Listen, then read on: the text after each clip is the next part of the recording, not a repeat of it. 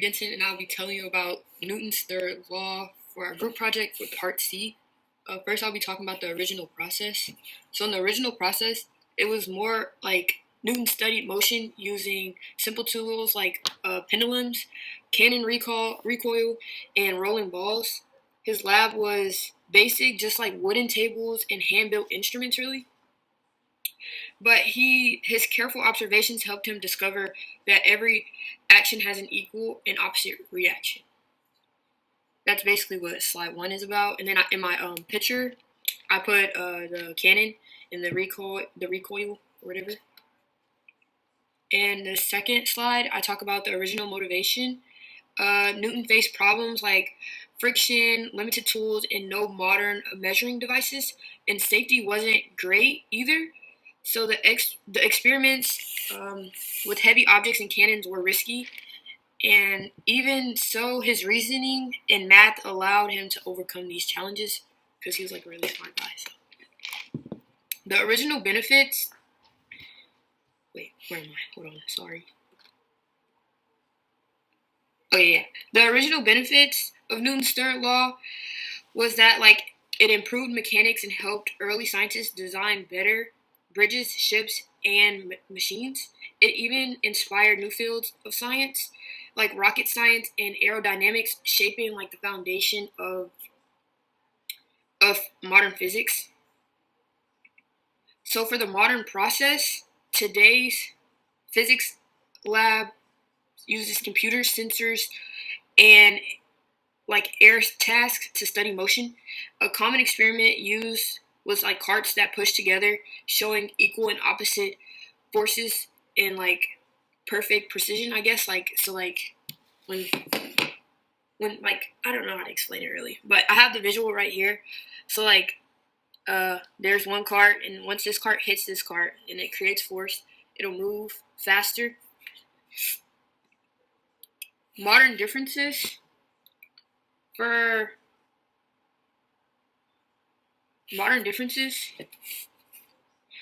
modern labs have advanced safety gear, digital sensors, and software to collect and process data instantly. Technology now makes Newton's laws easier to test, record, and visualize. So you even see it now and today, when we're in class, we have all these different tools so we can perform these experiments so that we better understand.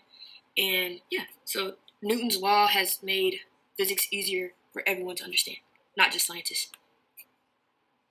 For modern benefits, Newton's third law supports many technologies like rockets, jets, drones, and prosthetic limbs. It's used in aerospace, also in robotics and engineering to design systems to move efficiently and safely. And I added a rocket here to show that whole idea. For future expectations, future scientists hope to apply Newton's law to space travel, robotics, and clean energy. These studies can lead to faster transportation and better population systems that shape the generation of technology. And that's all I got.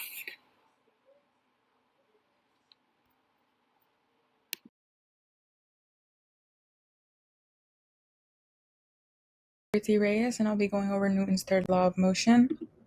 Newton's third law is about how forces work in pairs. It means that every force has a partner force acting in the opposite direction. Basic definitions related to the topic are tension force, a pulling force that acts along a flexible connector such as a rope, string, or cable when it is pulled, and friction force, a force that resists or opposes the relative motion between two surfaces or materials in contact. Newton's third law is a foundation for understanding forces in any situation, force-related problem in physics, and the design principles behind technologies like rockets, aircraft, and propulsion systems. For example, aircraft design, the law helps explain how any aircraft's airfoil generates lift by deflecting air downward, creating an upward reacting force on the wing. A related field to Newton's third law is aerospace engineering. An aerospace engineer specializes in the design, development, and maintenance of aircraft, spacecraft, satellites, and other related systems. These engineers work on various aspects of aerospace engineering, including aerodynamics. Aerodynamics refers to the air and any solid masses passing through it. This is the foundation of aerospace engineering and provides a baseline for sustained flight. Aerospace engineering relates to Newton's third law because it focuses on designing aircraft and spacecraft that move by applying this law. In aerospace, this means when an engine pushes air or gas backward, the aircraft or rocket is pushed forward with an equal force, allowing it to fly or launch into space. A relevant scientist to this law is Sir George Cayley. He was born in Scarborough, Yorkshire, England. He was an English engineer and inventor known as the father of modern flight. He studied how air pushes against wings and how propulsion systems generate forward motion, laying the foundation for modern flight principles used in aerospace engineering today. He had no formal schooling and received his education from 2 private tutors. His research focused on understanding and controlling heavier-than-air flight, leading to his discovery of the 4 aerodynamic forces: weight, lift, drag, and thrust. He was recognized as the father of aeronautics for his fundamental contributions to understanding heavier-than-air flight. His work laid the foundation for modern aviation by establishing principles of aerodynamics, designing cambered wings, and developing concepts for stability and control like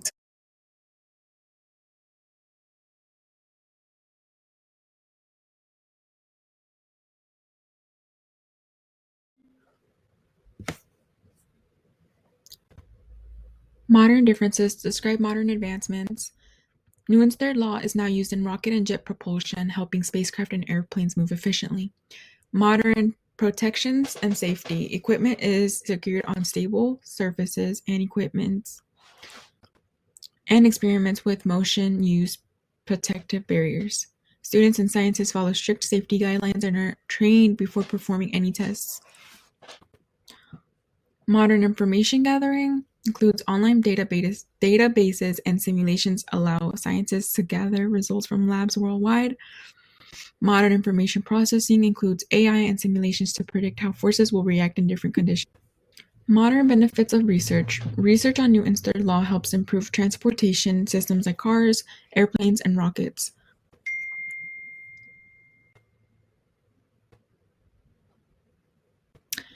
Other fields that benefit from research. Aerospace engineering uses the law to design rockets, drones, and jet engines. Sports science and physical therapy use it to study body movement and muscle force. Technology spawned from this law would be virtual motion simulators and physics-related video games. Some future expectations. Future goals for scientists include improving renewable energy systems like wind turbines and electric vehicles by better understanding force and motion. Potential benefits to come. New discoveries may reduce energy waste and increase efficiency in machines, vehicles.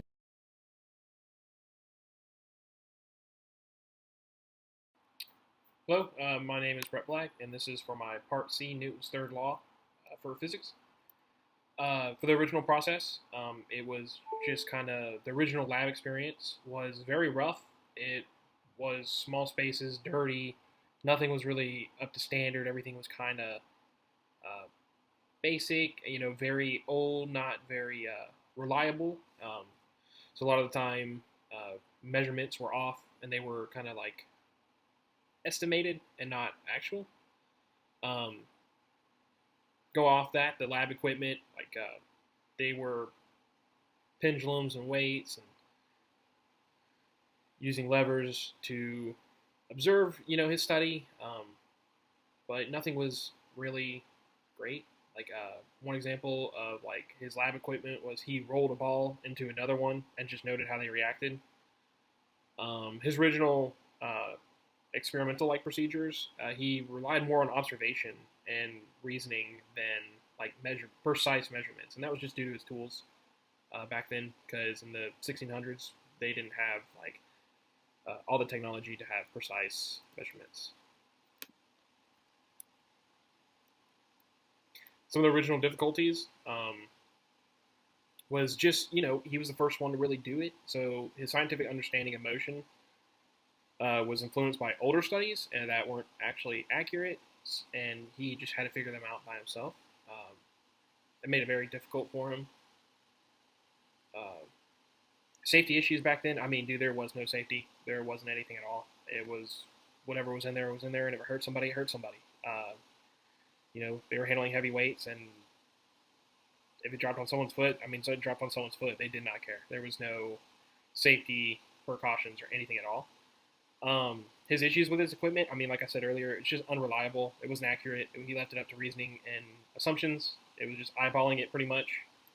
We figured it out. Um, yeah, and those are some of the original difficulties. Original motivation. He just wanted to find a single set of rules that could explain how everything works, or how objects interact with each other when the forces apply to those. Um, his discovery was intentional. He just saw things working and he was like, I really want to figure out what is going on here. So it wasn't by accident. It was purely intentional. The benefit was pretty much everybody. I know scientists and engineers were big on this, but it was pretty much everybody. I mean, Newton's third law is used almost every day by everyone, knowingly and unknowingly. Uh, Original benefits, Newton's third law helped everybody understand how forces work between objects. And obviously, it helped scientists back then, in the very original, how predict how things would push and pull on each other more accurately. Immediate advancements, I mean, it was outstanding. Like rockets launching, arrows launching, how objects related, walking, so on and so forth.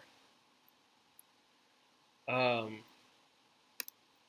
modern process, I mean, today's lab environments are bright, they're organized, they're safe, they're clear, they're direct. Everybody knows where everything's at. Gloves, computers recording data, simulations. I mean, the list goes on and on. Modern lab equipment, I mean, same thing, just better tools, better ways to collect data. Computers are just, I mean, everything in this world. I mean, if Isaac Newton had computers, he would lose his mind. Modern experimental procedures, I mean, they follow step by step, hypothesis. There's a scientific approach to everything. Modern, it's huge. Newton's third law, just crazy. Labs, protection and safety. I mean, there's OSHA. There's all these organizations that set things up. There's IWASH stations, protecting chemicals, fire, even cybersecurity. Modern information gathering is huge. I mean, high-tech equipment, motion sensors, force sensors, cameras, and computers. List goes on and off. You can make data sheets, graphs, everything and anything. That goes with information processing. I mean, just computers, software, logging everything. I mean, down to the detail. We're assuming and eyeballing is out of the question. It is all numbers, all very precise. Modern benefits, I mean, it's everything. How rockets launch, how planes fly, how, there's just so much. It helps everybody, not just physics. I mean, engineering is huge, aerospace huge, robotics huge, sports, science, I mean, designs on cars, performance, I mean, everything. Like roller coasters, I mean, that's huge. Drones, that's been big in today's world. Future expectations, I thought like advanced space travel. I mean, you can figure that out. Maybe improve renewable energy. I think that would be huge. I mean, because one of our problems in today's world is an energy crisis. Robots, these advancements can make transportation, I mean, space travel faster. I mean, maybe even become commercial one day, and that's all thanks to Newton's third law. All right, thank you so much.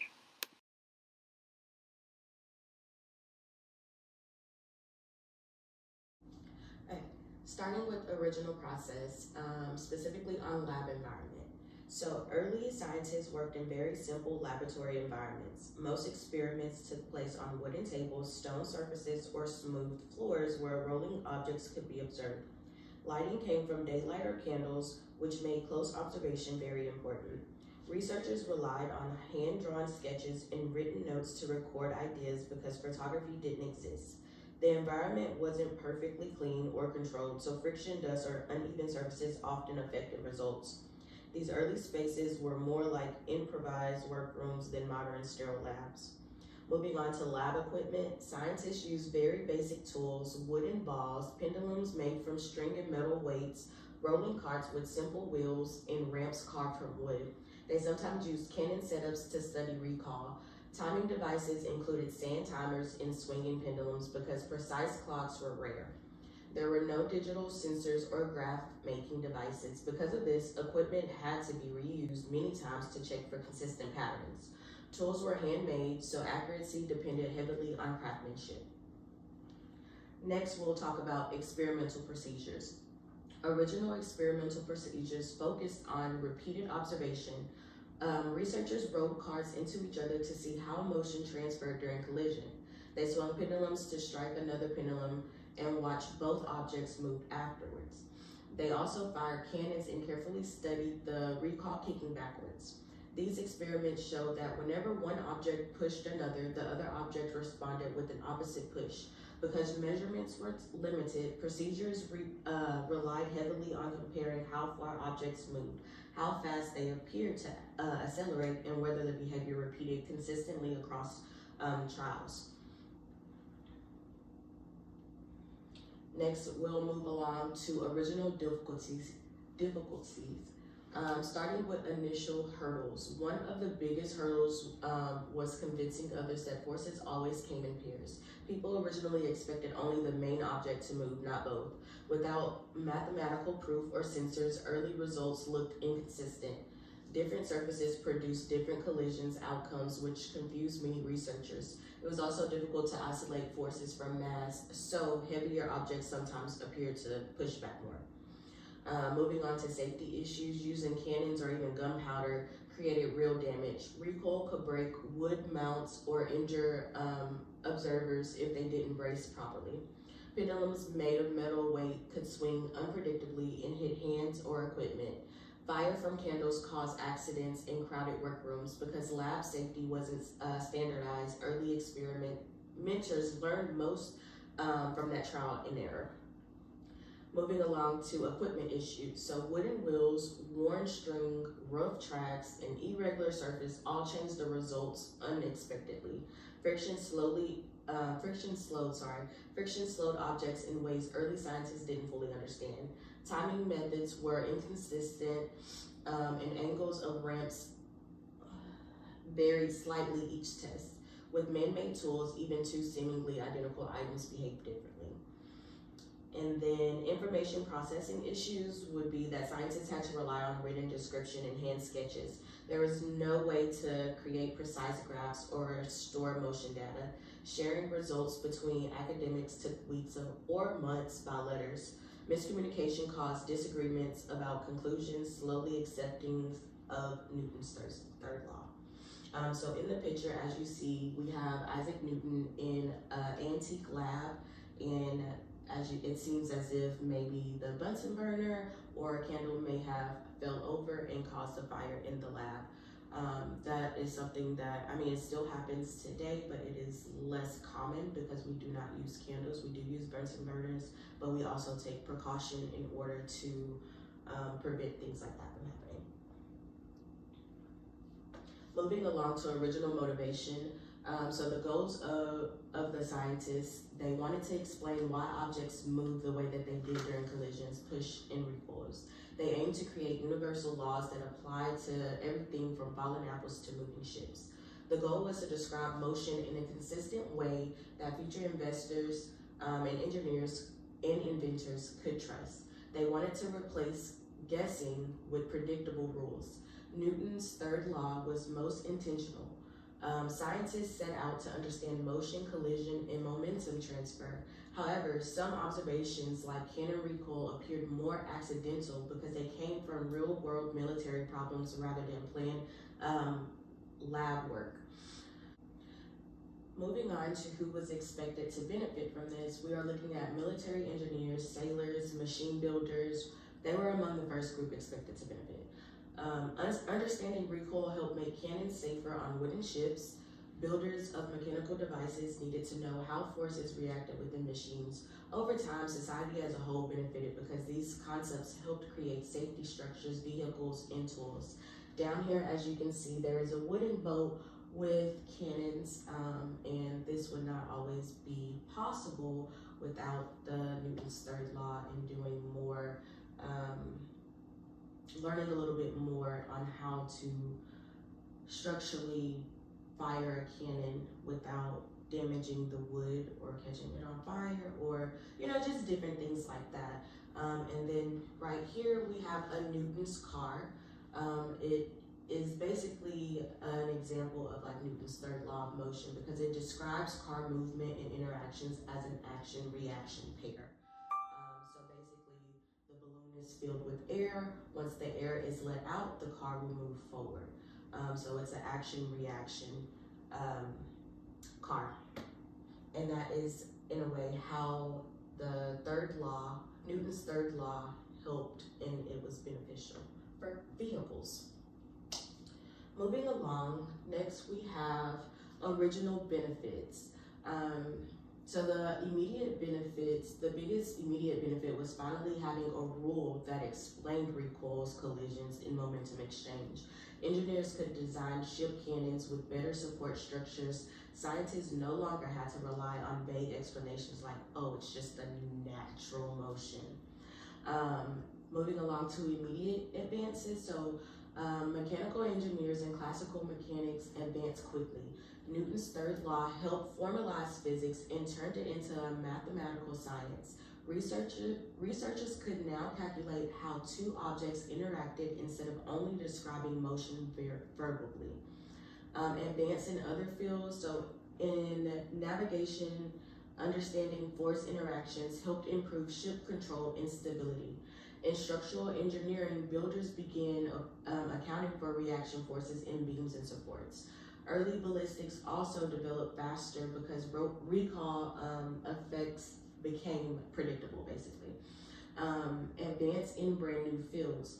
The law unknowingly planted the seeds for future propulsion science, including rockets. It also laid groundwork for momentum conventions in later aerospace engineering. So this is just an example of ballistic physics and how, like, if you shoot the gun, finding the recall, and then also like where the bullet might land or should land based off of science and math.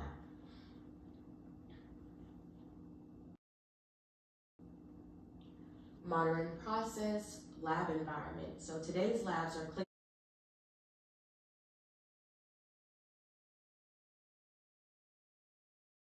controlled and designed to reduce friction and interference. Smooth tracks, air cushioning, and level surface help isolate the third law. Lightning is bright and even allowing high-speed cameras to record motion clearly. Moving on to lab equipment. So modern labs use low friction tracks, motion carts, spring bumpers, force sensors, motion detectors, and computers. So digital timers and graph producing software show exact force measurements in real time. High-speed cameras record collisions frame by frame. Experimental procedures, students attach force sensors to two carts, push the carts towards one another, and record the impact. The computer graphs both forces instantly. The graph always show equal magnitude but opposite directions. Experiments can be repeated with different masses and surfaces. Next, results are analyzed using software that calculates error percentage, proving the law scientifically instead of visually. So in this picture, you can see there's two carts, a red one and a blue one, and we have the force sensors placed on top, which are connected to the computer interface, which will calculate the data that we are collecting. And then we have a low friction track, and we can use this track each time. So in order to make sure that our data is not screwed because we're using different tracks. Next, we have modern differences. So modern advances from then to now. Today's technology eliminates guesswork. So digital readings allow us to see forces down to fractions of a Newton. High-speed cameras capture contact events that used to be invisible. Computer analytics provide instant feedback and detailed statistics. Modern protection and safety. So now collisions are performed using small carts, bumpers, and soft springs. Safety goggles, rubber floors, and lab rules prevent injuries. These are no dangerous recoils like in Canon experiments. Modern information gathering. Information is collected automatically by sensors and stored electronically. Students can analyze, export, and compare results across trials. Visual graphs help identify patterns faster. Modern information processing. So computers calculate average force, impact duration, error bars, and differences between trials. Analysts that took weeks in the 1600s now take seconds. This turns Newton's third law into numerical evidence instead of verbal debates. So in this picture, as you can see, I just basic lab things that we do now. We wear our lab coats, we wear our goggles to protect ourselves. We wear tennis shoes versus open-toed shoes in order to keep our feet safe. And then now compared to then, based off of the research I have done, now we are more safe when doing experiments. And our data is more accurate now versus then because we are able to perform these experiments using the same techniques versus not timing everything correctly, not having it on the same surface or a surface that is uneven. So yeah, those are a few differences that I have noticed. And then of course, like I said, we are more safer when doing experiments. Moving along to the next, modern benefits. Benefits of research. So Newton's third law helped improve propulsion systems, robotic motion, and mechanical designs. It explains how thrust works, how joints transfer force, and how machines absorb impact. Examples of other fields that benefit from research would be like sports medicine, vehicle safety, robotics, and construction. So sports medicine, they analyze how the ground pushes back against running. Vehicle safety, so they distribute impact forces to reduce impact. Robotics, of course, balances tools and arms by sensing reaction force. In constructions, they use the reaction force to design safer buildings. So giving examples of technology spawned, so the law directly supports rockets, jet engines, thrust, airbags, prosthetics, haptics, force feedback gloves, and force plate treadmills used by athletes. In both of these, you can see that modern prosthetics, in there we have hands, and then here we have an evolution of prosthetic legs from wooden legs to now more mechanical legs. Moving to future expectations. So predicting the future goals for scientists. Scientists are working towards more efficient propulsion systems for deep space travel. They also want robotics to interact safely with humans using reaction forces feedback. Researchers are developing AI-controlled exoskeletons that adjust reaction force automatically to help people walk. So explain potential benefits to come. So safer biomedical tools that limit damaging reaction forces to human tissue. Advanced athletic surfaces designed to reduce joint impact. Improved prosthetics that mimic natural pushback forces.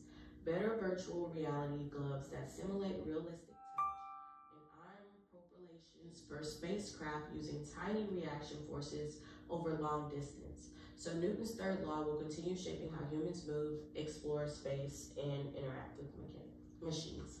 So here is the physics behind a prosthetic leg at the hip joint and the exoskeleton leg. And that's basically what this little line is right here. It's the exoskeleton, and that's what helps them walk.